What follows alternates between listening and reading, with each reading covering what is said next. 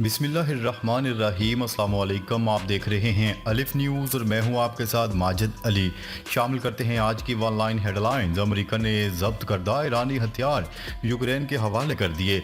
अमेरिकी फ़ौज ने मंगल के रोज़ बताया कि गुज़िश्ता हफ्ते यूक्रेन भेजे गए ये हथियार वो ताज़ा तरीन फ़ौजी इमदाद है जो अमेरिकी सदर जो बाइडन की इंतज़ामिया ने कैफ हुकूमत को रूस के ज़ेर कब्ज़ा मुल्की इलाके वापस लेने के बाद जंग के लिए फराहम की है। यूक्रेन खरकैब पर बमबारी जारी, ज़ेलेंस्की की मज़ीद इमदाद की अपील। यूक्रेनी सदर का इत्तेहादियों से जंगी तैयारों की फराहमी का मुतालबा। ईरान के खतरात का मुकाबला किए जाने पर वाशिंगटन की तवज्जो मबजूल। अमरीकी वज़ीर जंग का दावा।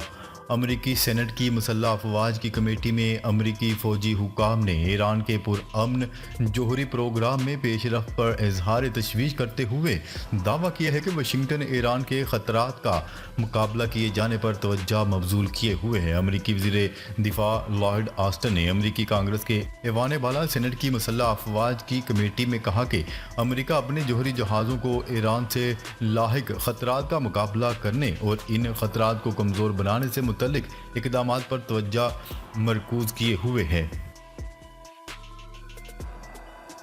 सुहूनी दरिंदों ने ईद के दिन भी बमबारी करके 14 मासूम फ़लस्तीनियों को शहीद कर दिया। फ़लस्तीन के महजूर इलाके गाज़ा में इसराइली दरिंदगी ईद उल फितर पर भी ना रुक सकी। ईद की सुबह इसराइली फोर्सेस ने नसायरत कैंप पर बम बरसा दिए जिसमें 4 बच्चों समेत 14 फ़लस्तीनी शहीद हो गए। इसराइली दहशतगर्दी में 2 रोज़ में 153 से ज़ायद फ़लस्तीनी शहीद हुए हैं, जबकि गुज़िश्ता 6 माह के दौरान शहीद फ़लस्तीनियों की तादाद 34,000 तक पहुँच चुकी है और ज़ख्मियों की तादाद 76,000 से ज़ायद है।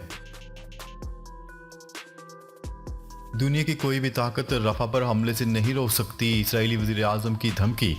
इसराइली वज़ीर आज़म नेतन्याहू ने अमेरिका समेत आलमी दबाव को खातर में न लाते हुए कहा है कि दुनिया की कोई ताकत हमें रफा पर हमला करने से नहीं रोक सकती। अपने बयान में उन्होंने कहा है कि इसराइल हमास के तमाम ब्रिगेड्स को ख़त्म करने के अपने हदफ के साथ आगे बढ़ेगा। दुनिया में कोई ताकत नहीं है जो हमें रोकेगी। बहुत सी कुव्वतें हैं जो ऐसा करने की कोशिश कर रही हैं, लेकिन इससे कोई फ़ायदा नहीं होगा क्योंकि ये दुश्मन जो कुछ इसने किया इसके बाद वो दोबारा कभी नहीं करेगा। जंग बंदी से मुतल्लिक अमेरिका की हमास के लिए पेशकश। अमेरिकी वज़ीर ख़ारजा एंथनी ब्लिंकन ने इस बात का अहदा किया है कि इनकी टीम गज़ा में सीरों की वापसी को महफूज बनाने के लिए 24 घंटे काम कर रही है। वाशिंगटन में बरतानवी वज़ीर ख़ारजा डेविड कैमरून के हमरा मुश्तरका प्रेस कॉन्फ्रेंस में उन्होंने कहा है कि हम कतर, मिस्र और इसराइल के साथ मिलकर काम कर रहे हैं। वज़ीर ख़ारजा ने कहा कि हमारे पास हमास को एक पेशकश है जो बहुत संजीदा है और इसे कबूल किया जाना चाहिए। हमास इसके साथ फौरी तौर पर आगे बढ़ सकती है और जंग बंदी करवा सकती है जिससे पूरे गज़ा के लोगों को फ़ायदा पहुँचेगा। मराकश में इसराइल के साथ ताल्लुकात पर तनकीद करने वालों को कैद की सज़ा। मराकश में इसराइल के साथ मुल्क के ताल्लुकात पर तनकीद करने वालों को जेल खाना पड़ गई। इसराइल के साथ ताल्लुकात को मामूल पर लाने के मराकश के फैसले पर तनकीद करने वाले एक कारकुन को 5 साल कैद की सज़ा सुना दी गई। नाकदीन ने मुकदमे की मजम्मत करते हुए कहा कि मराकश की जानिब से इसराइल के साथ हुकूमत के ताल्लुकात पर मुखालफिन को निशाना बनाने की ताज़ा तरीन कोशिश की गई है। शाम में ईरानी सफारत खाने पर इसराइली हमले के तनाज़ुर में ईरानी बहरिया के कमांडर अली रजा ने एक बयान में कहा है कि मुत्तहिदा अरब अमीरात में इसराइल की मौजूदगी खतरा है। उन्होंने कहा है कि ईरान जानता है कि इसराइल को मुत्तहिदा अरब अमीरात में तजारती मकासद के लिए नहीं लाया गया। इसराइल को मुत्तहिदा अरब अमीरात में सिक्योरिटी और फौजी मकासद के लिए लाया गया है। गज़ा में फ़लस्तीनियों की नस्लकुशी पर साबिक अमरीकी सदर डोनाल्ड ट्रंप के कट्टर हमायती और इक़दामत पसंद अमरीकी सहाफ़ी कटर कार्लसन भी फट पड़े। बैतलहम में मौजूद फ़लस्तीनी पादरी मंथर आइज़क का इंटरव्यू करते हुए टकर कार्लसन ने राय दी कि अगर हम ऐसी गैर मुल्की हुकूमत की हमायत करते हैं जो गिरजाघरों को तबाह कर रही है, ईसाइयों को मार रही है, तो हम रास्ते से भटक गए हैं। इंटरव्यू में फ़लस्तीनी पादरी ने गज़ा में जारी जंग को फ़लस्तीनियों की नस्लकुशी करार देते हुए فوری جنگ بندی کا مطالبہ کر دیا۔ فلسطینی پادری کا مزید کہنا تھا کہ غزہ میں جاری جنگ کو فلسطینیوں کی نسل کشی کہوں گا۔ یہ جنگ معصوم بچوں عورتوں کی جانیں لے رہی ہے، اسے روکنا ہوگا۔ Army chief general Asim Munir نے شمالی وزیرستان میں اگلے مورچوں پر جوانوں کے ساتھ عید الفطر منائی اور عید کی مبارکباد دی۔ پاک فوج کے شعبہ تعلقات عامہ (SPR) کے مطابق army chief general Asim Munir نے شمالی وزیرستان کے علاقوں میران شاہ اور سپنوار کا دورہ کیا۔ آرمی چیف نے اگلے مورچوں پر جوانوں کے ساتھ عید کی نماز بھی ادا کی۔ SPR نے بتایا ہے کہ آرمی چیف نے جوانوں کے ہمراہ پاکستان کے پائیدار استحکام اور خوشحالی کے لیے دعائیں کی اور نوجوانوں کو عید الفطر کی مبارکباد دی اور قوم کے لیے ان کے غیر متزلزل جذبے اور خدمات کو سراہا۔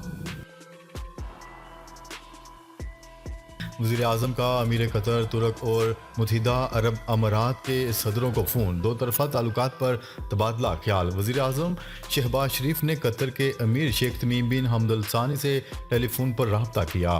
انہوں نے عید الفطر کی مبارکباد پیش کی۔ انہوں نے پاکستان اور قطر کے درمیان قریبی برادرانہ تعلقات اور دونوں ممالک کے مشترکہ مفادات کے تمام شعبوں میں قریبی کام کرنے کی خواہش کا اعادہ کیا۔ ٹک ٹاک کا انسٹاگرام کے مقابلے پر ایپ لانے کا فیصلہ۔ ویڈیو شیئرنگ ایپلیکیشن ٹک ٹاک انسٹاگرام سے مقابلہ کرنے کے لیے تیار۔ ٹک ٹاک کے مطابق کمپنی تصاویر اور تحریر کے لیے ایک باقاعدہ ایپلیکیشن پر کام کر رہی ہے۔ سوشل میڈیا کمپنیوں کے ایک دوسرے کے فیچرز نقل کرنے کی یہ تازہ ترین مثال ہے۔ اس سے قبل 2020 میں انسٹاگرام ٹک ٹاک ویڈیو فیچر کی نقل ریلز کے نام سے شیئر کر چکا ہے۔ اسرائیل غزہ میں بہت بڑی غلطی کر رہا ہے۔ امریکی صدر جو بائیڈن نے خبردار کیا ہے کہ اسرائیلی وزیر اعظم نیتن یاہو غزہ میں ایک بہت بڑی غلطی کر رہے ہیں۔ اسپانوی زبان کے نیٹ ورک یونی ویژن کو انٹرویو میں امریکی صدر جو بائیڈن نے اسرائیلی وزیر اعظم نیتن یاہو کی غزہ سے متعلق پالیسی کو غلط قرار دیتے ہوئے فوری جنگ بندی پر زور دیا تاکہ لاکھوں فلسطینی پناہ گزینوں تک امدادی سامان اور ادویات پہنچائی جا سکیں۔ امریکی صدر جو بائیڈن نے حماس اسرائیل جنگ میں ہونے والی ہلاکتوں میں مسلسل اضافے پر تشویش کا اظہار کرتے ہوئے اسرائیلی وزیر اعظم نیتن یاہو کو خبردار کیا کہ وہ جنگ بندی نہ کر کے غزہ میں ایک بہت بڑی غلطی کر رہے ہیں۔ فلسطین کو اقوام متحدہ کا مکمل رکن بنایا جائے، سلامتی کونسل غزہ میں جنگ رکوائے۔ پاکستان نے اقوام متحدہ کی سلامتی کونسل پر زور دیا ہے کہ وہ غزہ میں جنگ بندی کے مطالبے پر مبنی اپنی قرارداد پر عمل درآمد کو یقینی بنانے کے لیے مناسب اقدامات کرے۔ اقوام متحدہ میں پاکستان کے مستقل مندوب منیر اکرم نے جنرل اسمبلی سے خطاب کرتے ہوئے کہا کہ جیسا کہ سعودی دارالحکومت ریاض میں عرب OIC سربراہی اجلاس میں اتفاق کیا گیا تھا، 15 رکنی سلامتی کونسل اسرائیل کو ہتھیاروں اور گولہ بارود کی برآمد پر فوری پابندی عائد کرے۔ امریکی صدر کی طرف سے عید کی مبارکباد پیغام میں غزہ کا بھی ذکر۔